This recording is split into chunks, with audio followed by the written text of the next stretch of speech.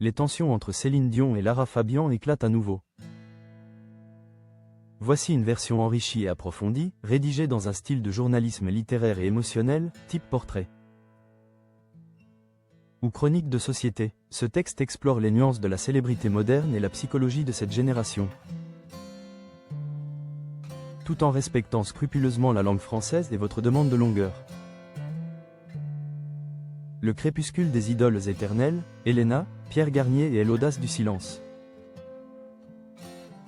Le calendrier vient à peine de basculer en ce mois de janvier 2026, que l'univers de la Star Academy semble déjà dicter le tempo émotionnel de l'année, tandis que les murs du château de Damary-Lélis résonnent encore des espoirs de la saison 13, ce sont les visages familiers de la 11e promotion qui continuent de hanter. Au sens noble, l'imaginaire collectif.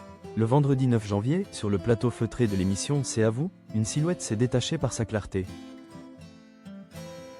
Celle d'Helena. Venue célébrer la réédition de son opus ailé, la jeune artiste belge n'a pas seulement apporté sa voix, elle a apporté une conscience. Au-delà de sa propre ascension, une question sur son frère d'armes, Pierre Garnier, a agi comme un révélateur chimique sur la réalité brutale et magnifique de la nouvelle scène musicale française. Depuis cet hiver de 2024 où leurs vies ont basculé, Pierre et Helena n'ont pas vécu, ils ont été projetés dans une centrifugeuse médiatique. Le public oublie souvent que derrière les paillettes des primes se cache une endurance de marathonien. Après un star à ses tours qui a sillonné la France et la Belgique à un rythme industriel, Pierre Garnier, porté par l'onde de choc de sa victoire et le succès planétaire de « Ce qu'on était », a vécu 2 ans d'une intensité sismique. Des zéniths complets aux scènes boueuses mais électriques des festivals d'été, il a donné chaque seconde de son souffle. Mais le 17 décembre dernier, dans la solennité de Caen, sa ville natale, le rideau n'est pas tombé sur un simple concert, mais sur un cri du cœur. Ce métier est magnifique, mais des fois il n'est pas facile. Je suis un peu fatigué, avouait-il. En annonçant cette pause, Pierre a brisé le mythe de l'idole infatigable. Dans une industrie qui traite les artistes comme des produits périssables, oser dire « je m'arrête » est un acte de résistance. C'est choisir de préserver l'homme pour ne pas tuer l'artiste. La réponse d'Helena, une sororité de combat. Face à Anne-Elisabeth Lemoine, Helena n'a pas cherché à polir la réalité. Sa réponse, cinglante de vérité, a balayé les critiques qui voyaient dans le retrait de Pierre une forme de désaveu. Bien sûr que je la comprends, a-t-elle lancé avec cette franchise. Qui est sa signature? Pour Helena, cette pause n'est pas une fuite, c'est une stratégie de survie. Elle-même, pourtant en pleine explosion avec ses titres personnels traitant du harcèlement ou de l'insécurité nocturne, ne s'interdit rien.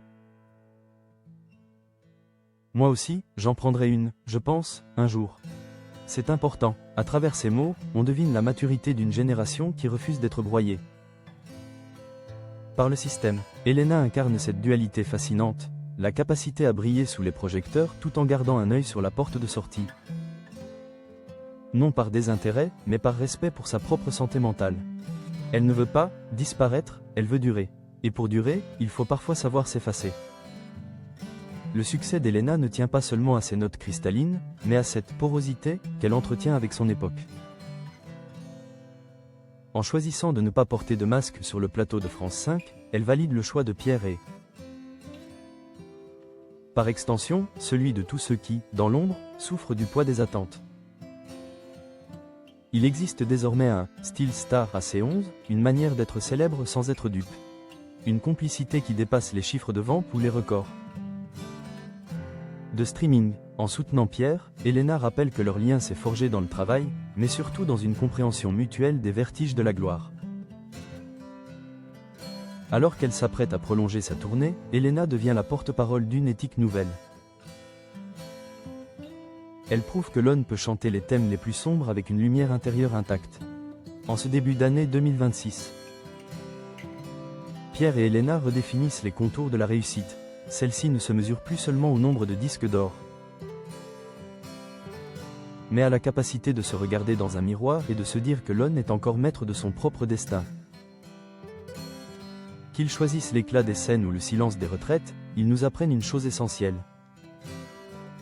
Dans le tumulte du monde, le plus beau des concerts est celui que l'on s'accorde à soi-même.